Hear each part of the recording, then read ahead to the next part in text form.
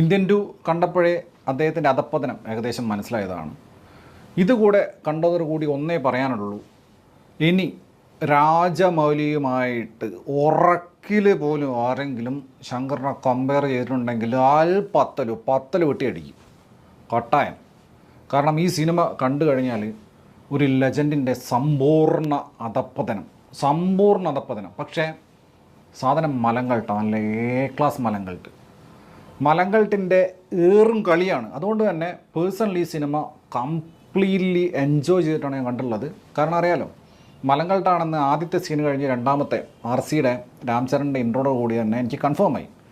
ഇത് ശങ്കർ പണിയ പണ്ണലല്ല, ഇത് ഹരി, സാക്ഷാൽ ഹരി, സിംഗം ഹരി പണിയിട്ടുള്ള പണ്ണലാണെന്ന് മനസ്സിലായി.